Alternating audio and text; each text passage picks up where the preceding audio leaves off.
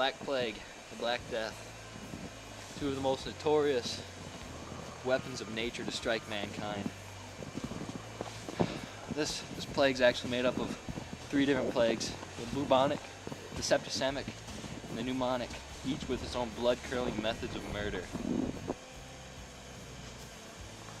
According to some traditional stories, the plague first reached Europe by a small town named Kaffa. The Tartars from Crimea attacked the town, launching corpses of animals and humans which were infected by the plague. The people of Kaffa were infected by the plague themselves from these animals and fled to Italy, which began the plague in Europe.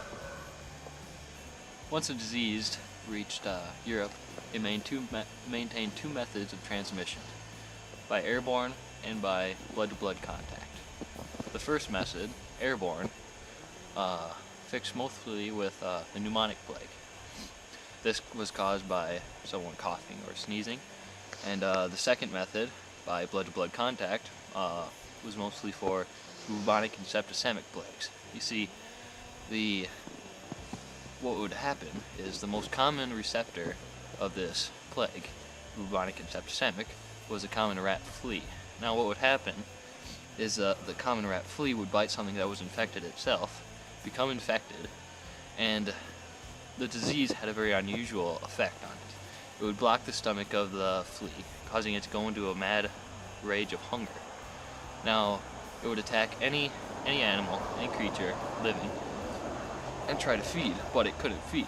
And in doing so, it would regurgitate the blood from its stomach, mixing it with the blood of its victim, and spreading the disease to the next person. The bubonic plague is characterized by large apple-sized swellings of lymph glands in the neck, armpits, and groin. These swellings are very painful and lead to reduced or severed communication between a person's cells and their lymph glands, leading to death. This is the most common of the types of plagues and had up to a 75% mortality rate. The second most common of the plagues, the pneumonic plague, had a 95% mortality rate. It was one of the more gruesome of the deaths provided by the Black Plague. Spread by airborne particles, the plague would attack the lungs, filling them with blood. The person who is unfortunate enough to contract this plague would die by drowning from their own blood. The septicemic plague is characterized by the infected person's skin turning black and dying, giving the Black Plague its name. This is the least common of the forms of the plague, but had a mortality rate of close to 100%. The blackening of the skin is caused by disseminatory intravascular coagulation, also known as DIC, DIC. DIC is increased coagulation of blood inside the veins. Certain areas would no longer receive blood flow, causing the skin to turn black and die. It was only a matter of time until the blood coagulated enough to stop flow to a vital part of the body. As absurd as the plague sounds, it is only surpassed by the suspected cures and preventions for it. Some took medications of gold and pearls. Some even bought talismans blessed with the ability to ward off evil spirits.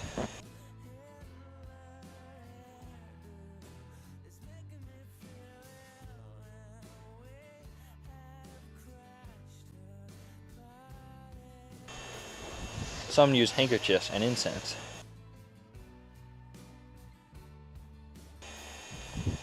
And others felt that the evil ran in their blood and must be released.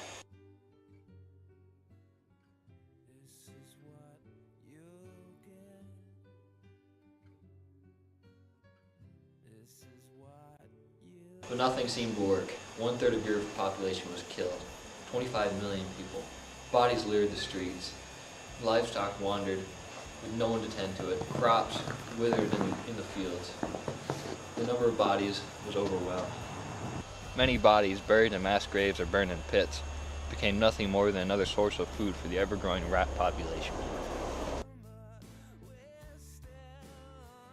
For 5 years, this continued, until 1352 the Black Plague finally ended.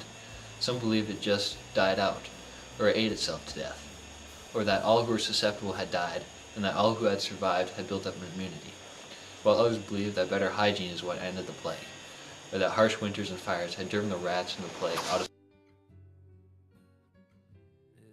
No matter the cause, the Black Plague would go down in history as a tombstone of mankind's inability to defend itself from the incredulous monstrosities of nature, hopefully never to be resurrected.